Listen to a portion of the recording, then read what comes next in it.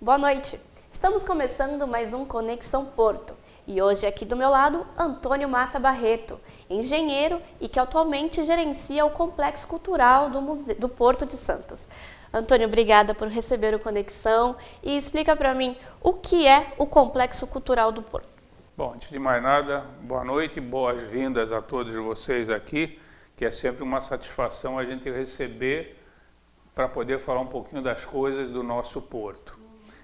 O complexo, na verdade, é a localização que foi criado há alguns anos atrás para administrar alguns setores. E hoje engloba no complexo museu, pinacoteca, biblioteca, hemeroteca, videoteca, os projetos, alguns projetos de responsabilidade social e memória viva. Uhum.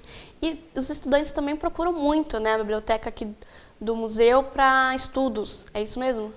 Na verdade, todo o aparato que nós temos aqui, ele é para desenvolver, tem desenvolvido, o foco principal é para atender a pesquisas e, obviamente, uma biblioteca. Nós temos voltado todo o assunto marítimo e portuário, que é para facilitar exatamente esse tipo de pesquisa, além dos outros assuntos que sempre são focados na direção do porto. E desde o começo teve um crescimento alto, né, no Museu do Porto, até por questões de história e tudo mais. E conta para mim como é que foi esse início do Porto de Santos. Bom, agora um pouquinho mais longuinho, mas vamos lá. O Porto, na verdade, a história dele começa em 1502. Logo depois do descobrimento, Américo Vespúcio veio à costa brasileira, visitando, porque já haviam notícias de invasões, de roubos, etc., principalmente a pirataria francesa, pirataria holandesa, e retirava o material, os produtos da costa. E ele veio na comitiva do Cabral, e eles pediram para fazer essa verificação. Chegando aqui na região, na Baixada, ele verificou que o estuário do Porto era um local maravilhoso exatamente para tratar do comércio marítimo, porque naquela época nós tínhamos praticamente só o comércio marítimo. E por quê? Porque o Porto eram águas calmas e profundas para as naus da época. Então aquilo foi maravilhoso e tal. Só que a coisa foi passando, o tempo passou, essa notícia foi ao rei de Portugal, e ele então, para melhorar e para controlar esse desequilíbrio que havia de roubos, etc., ele mandou a esquadra de Martim Afonso, que chegou em São Vicente em 1532, mas naquela oportunidade ele foi tão bem recebido, até porque os índios na época não eram nada hostis, eles, aliás, eram muito hostis, então, mas porque nós já tínhamos aí na região um degradado, que era o João Ramalho, acabou facilitando essa recepção. E a coisa continuou acontecendo. Só que naquele local, no local onde foi fundada a cidade de São Vicente, por ser um espraiado, numa praia, não havia condições de se fazer esse comércio marítimo. Então começou-se a desenvolver a coisa dentro do estuário, que era exatamente na região do Valongo, e ali permaneceu. Depois, por um problema também de um grande maremoto que ocorreu em São Vicente, na região, mais do que nunca isso ficou transferido para dentro do estuário, mais especificamente ali nessa região do Valongo. E também, na época, houve uma série de doenças e problemas, e foi fundada a primeira Santa Casa de Misericórdia, Hospital de Todos os Santos, na altura dentro de Santos, na altura do túnel, ali do túnel Rubens Ferreira Martins. E nessa ocasião começou a se movimentar, a cidade começou a ter um certo movimento, em função exatamente desse comércio, quando então um outro membro que veio na comitiva de Martim Afonso, que era o Brás Cubas, ele acabou passando um determinado tempo, ele acabou fundando a cidade, que recebeu o nome em homenagem ao hospital de Santos, em homenagem ao nome do hospital que havia sido dado ao hospital. Isso foi em 26 de janeiro de 1546, estava fundada a cidade de Santos. Aí o comércio continuou naquela região, ele foi, o formato naquela oportunidade eram trapiches. Trapiches são pontes de madeiras que adentram a água, e as naus na época atracavam, fundeavam ao largo e traziam, através de embarcações menores, para a terra as mercadorias. E esse comércio foi passando o tempo, até que na época quando a família real portuguesa foi expulsa de Portugal lá por Napoleão, eles chegaram por volta de 1800 e alguma coisa, 1807, e acabou no ano seguinte, em 1808, no dia 28 de janeiro, decretando a abertura dos portos às nações amigas. Com esse decreto, que aliás, diga de passagem, dia 28 de janeiro é exatamente o dia do portuário, que é uma curiosidade, o pessoal não sabe por quê, mas é por conta da abertura dos portos. E daí para frente a coisa começou a incrementar de tal ordem que o comércio aí foi ficando cada vez mais motivante, principalmente por alguns aspectos. O café, que começou a evoluir, começou a ter uma quantidade muito grande, e eventualmente as naus começaram também a aumentar. Começou já a ter um pouco o princípio dos navios mistos vapor-vela, e aí a coisa começou a incrementar e começou a se pensar, e já naquela oportunidade, no século XIX, em meados, já no final do século XIX, começou a se pensar exatamente em organizar o porto, criar realmente uma estrutura de porto. Os primeiros namoros com relação a isso já foi na época da Princesa Isabel, onde se começou a fazer algumas concorrências para efetivamente fazer a organização, até que em 1890, no dia 8 de novembro de 1890, foi assinado um decreto por 90 anos de concessão a um grupo de empresários, que era um grupo do Sul, capitaneados por Gaffré e Guinle, e que eles acabaram desenvolvendo depois a Companhia Docas de Santos como empresa e começaram a estruturar, a organizar o porto. No dia 2 de fevereiro de 1892, era inaugurado o primeiro trecho de 360 metros de cais acostável de porto organizado. E daí para frente a coisa começou a crescer. E com esse crescimento, na medida que o porto veio crescendo, do lado do Macuco, a cidade veio junto. Ela começou a se desenvolver, começou a crescer em função do porto. E o comércio não parou mais. A coisa foi aumentando,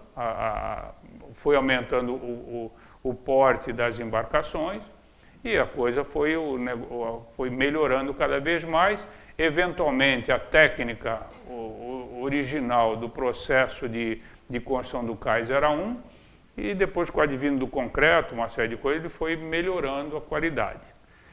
No bojo da Companhia Docas de Santos, veio tinha um engenheiro chamado Guilherme Vanchensky, que era o grande mentor de toda essa logística e de todos os grandes procedimentos que nós tivemos naquela época. Dentre eles, primeiro, a escolha exatamente da forma de logística de cais, ou seja, ocupar toda a margem, porque uma curiosidade é que o Porto de Santos é todo ganho-mar. O que é ganho-mar? Você não tem um porto profundo e que você construa, você tem que procurar profundidade e à frente, aterrar a retaguarda para poder exatamente lançar esse projeto de alinhamento de cais. E naquela oportunidade, a modelagem que foi feita dentro de uma concepção de época foi o famoso cais de peso. O que era o cais de peso? Eram grandes blocos de rocha que eram retiradas da pedreira de Jabaquara, que foi construída para isso, e para tirar esses blocos de lá e trazer para o porto, foi criada uma linha férrea que cortava a cidade toda, tá? Que ela vem cortando e chegava da pedreira até o porto, e foi construída uma linha férrea, inclusive a primeira locomotiva que movimentou isso, ela está aqui no museu, é a locomotiva número 1 do porto, e traziam esses grandes blocos. Eles chegavam, faziam um enrocamento, e desse enrocamento, para nivelar o fundo, eles colocavam esses blocos que eram justapostos de tal forma que eles não movimentavam, pelo peso deles, por isso que chamava-se cais de peso.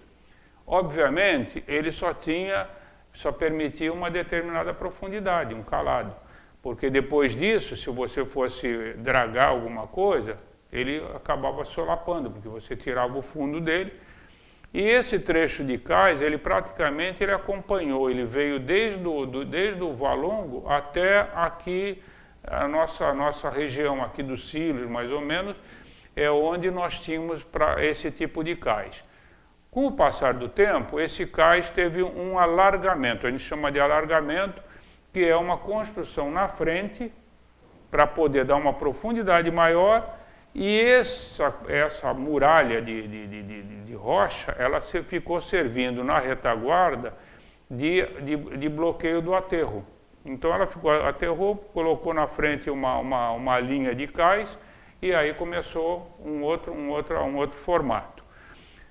A exemplo disso, nós temos entre o armazém 1 e o armazém 9 e 10, nós temos ainda esse formato de cais no local, que é um cais que está condenado, tanto é que tem um projeto de revitalização daquela área, por parte antiga, mas por que ele é condenado? Porque ele não permite que faça uma dragagem mais profunda do que aquela profundidade que existe lá, porque ele acaba afundando, arriando.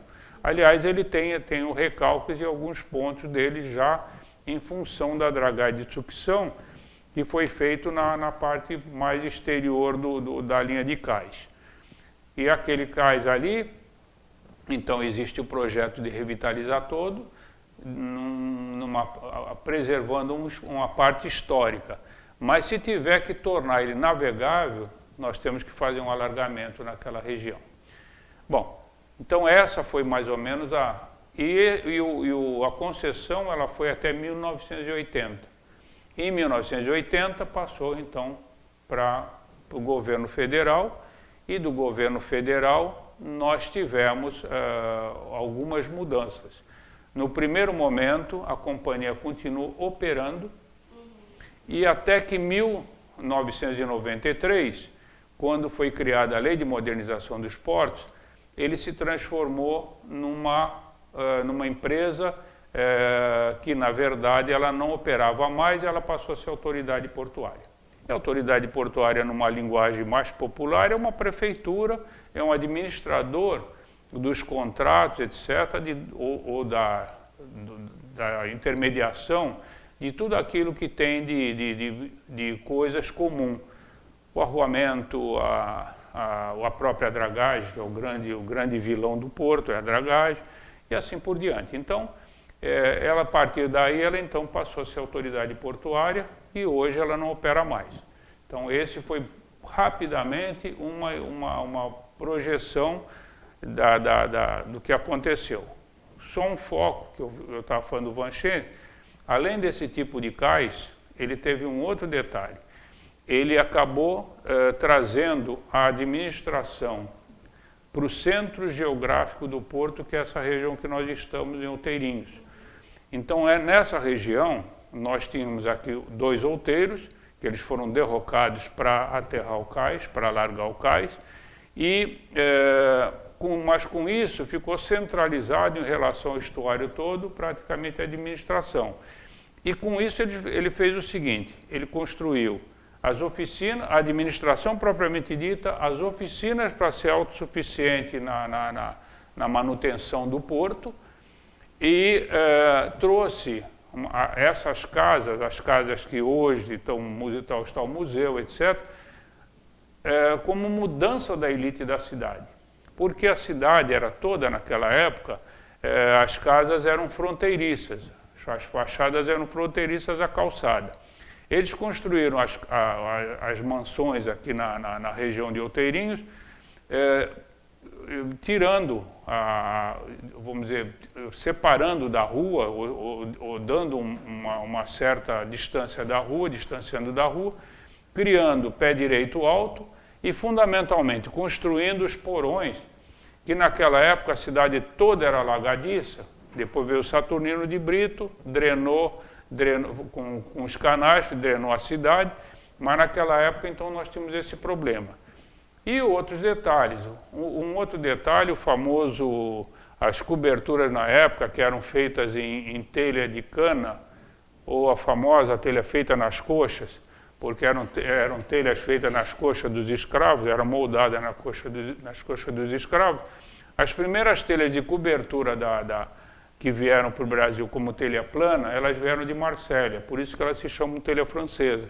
Tá? Então foram as primeiras para cobrir esses armazéns, essas casas. E algumas outras características. Ele, além disso, que foi outra grande bolação, foi a autossuficiência na energia elétrica para o porto, com a construção da usina hidrelétrica de Itatinga, que ela serviu de modelo para Henry Borden, que é o mesmo sistema de captação de água, etc. Então, com isso, esse engenheiro foi o grande mentor de todo o processo. E algumas outras coisas foram acontecendo, o porto foi evoluindo porque a forma de movimentação de carga foi melhorando, e obviamente com a terceirização, ou com o arrendamento dos terminais, a coisa então aumentou mais ainda a produção do porto. Esses problemas de dragagem que você tinha comentado de antes, continuam ainda?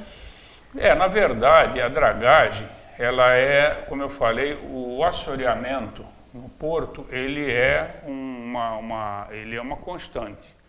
Então, o porto, se tem águas calmas, se ele tem profundidade razoável, ele tem um grande problema, ele tem o assoreamento.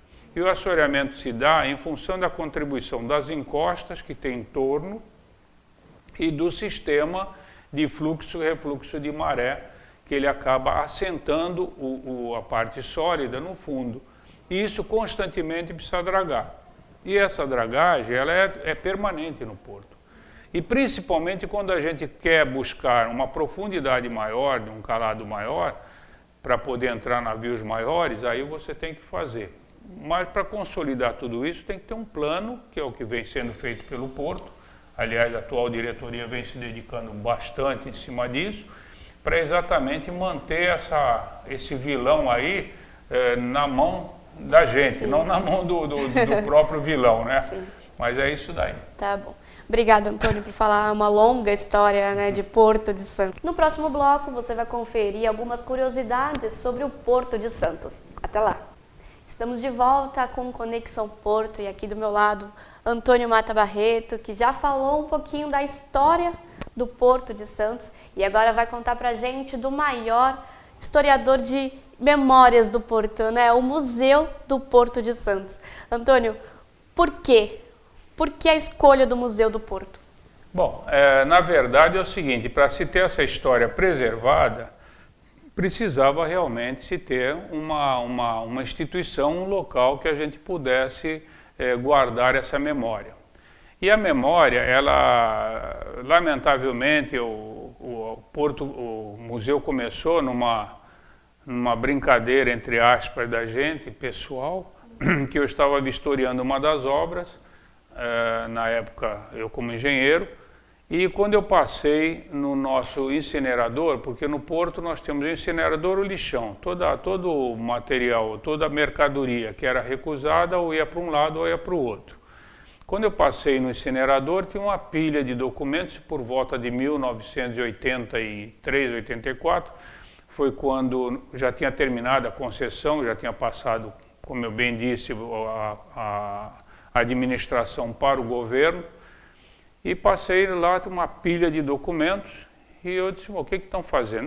Já microfilmamos, etc., não, mandaram jogar fora, mandaram queimar.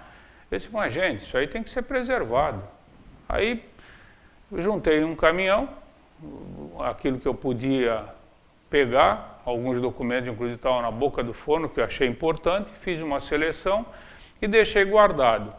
Até que o museu, começamos uma conversa de botequim para falar em criar alguma coisa, algum centro de memória, até que depois veio uma diretoria, acabou autorizando a criação de um grupo de trabalho e que nós acabamos montando o nosso museu e escolhemos, isso em 1989, quando foi fundado o museu, no dia 1º de setembro, ele então continuou a garimpagem de todo o material que estava solto. Porque são duas coisas interessantes. Uma, eu falo sempre, a memória, ou aquilo que é história para ser contada, não é para ficar guardada na gaveta. E a grande maioria das pessoas, ou do ser humano, ele acaba guardando como recordação, como namoro do passado, etc., e vai pondo na gaveta. Ele morre, a família joga no lixo. Ou acontece algum outro fato. Então essa garimpagem foi sendo feita e nós, até hoje, nós garimpamos coisas para exatamente rememorizar toda essa nossa história. Tanto é que nós agora, graças a uma inserção aí que a gente fez junto ao nosso presidente, o Alex Oliva, para que realmente houvesse um comprometimento da gente montar um centro de memória viva. É um projeto chamado Porto Vivo Eu Vivi. Ele está sendo todo reformulado, remontado, etc., e nós vamos trazer todos aqueles... Ele é um tipo de um museu da pessoa. Vai lá, quem tem história vai lá contar. Que esteja relacionado com o Porto, e como eu bem disse, o Porto é um verdadeiro folclore, tem coisas interessantíssimas. Então esse centro de memória, ele vai ter as entrevistas, vai passar isso para uma mídia, e essa mídia ela vai ficar permanentemente passando numa sala de projeção, onde qualquer um que chegue lá vai escutar a história do Joaquizinho, do Pedrinho, do tal. Dentre essas histórias, vem a história do puxa-saco. Puxa-saco nasceu no Porto de Santos, esse termo.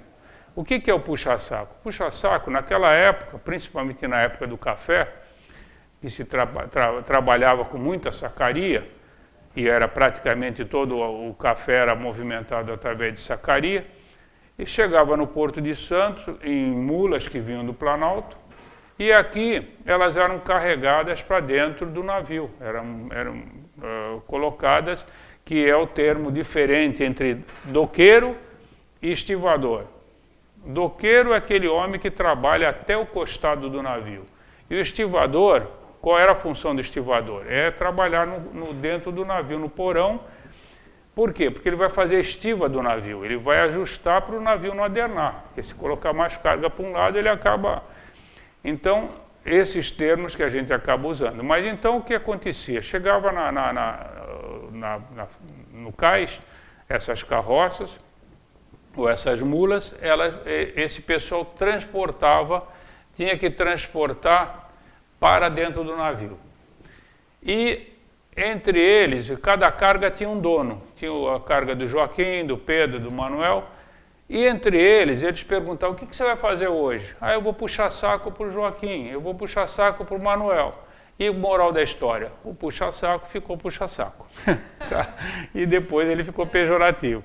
Mas dentro de tudo isso a gente acabou montando o nosso museu.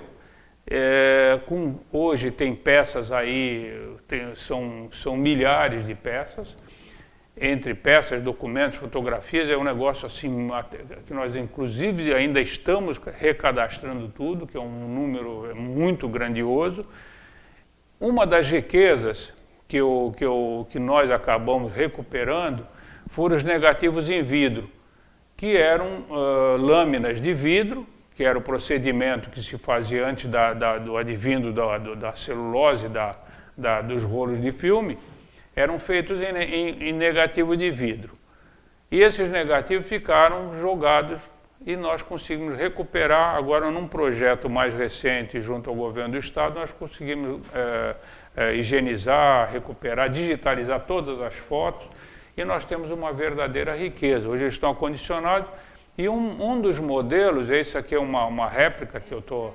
uma réplica ele aqui está feito em acetato, só para ter uma ideia, mas eles são lâminas de vidro, porque elas estão guardadas para não... Mas por exemplo, essa lâmina de vidro, essa fotografia é de 1901. Tem exatamente até a data da rocha que fazia o cais de peso, que eu falei também. Mas, basicamente, essa nossa história, hoje, ela está preservada, ou nós buscamos cada vez mais ter elementos para preservar. Nós estamos num momento, como eu falei com o nosso presidente, fazendo um trabalho também de elaborando um pouco do restauro do próprio prédio, das instalações, dos equipamentos, ou eu brinco, dando uma modernizada no museu. É um negócio, modernizar o museu é interessante, mas é verdade. Porque hoje o museu é uma peça altamente interativa. Não interativa a nível de simples mecanizar ou informatizar, mas ela é interativa no seu procedimento de trazer o público e de agradar o público com aquilo que é a verdadeira história do Porto de Santos. O museu também recebe visitas, né? Como são agendadas as visitas, horário de funcionamento? Nós temos a visita normal, nós temos a visita de pesquisa, porque tem muita gente que pede pesquisa para desenvolver trabalho, e nós temos as visitas monitoradas com grupos que eles mantêm contato conosco através do nosso e-mail, nosso site, e a gente vai desenvolvendo, vai programando sem problema nenhum, tá? Muita história, né, Antônio? Nossa, meio corrido, mas muita história. Não dá para contar o Porto de 1500 em 20 minutos, mas é muito interessante. É uma história muito interessante também, né? É a história viva da cidade, porque a cidade viveu em torno do seu porto, né? Ela cresceu em torno desse porto. Então, a gente tem uma grande satisfação em poder ter tudo isso Mas é isso aí. Obrigada, Antônio, por receber a gente aqui hoje. Eu que agradeço vocês e a oportunidade da gente poder desenvolver essa história, esses causos, né? Tá. Chegamos ao fim de mais um Conexão Porto, agradecendo quem está aí assistindo e para poder assistir também depois no YouTube, fique à vontade. Obrigada pela companhia e até uma próxima. Até lá!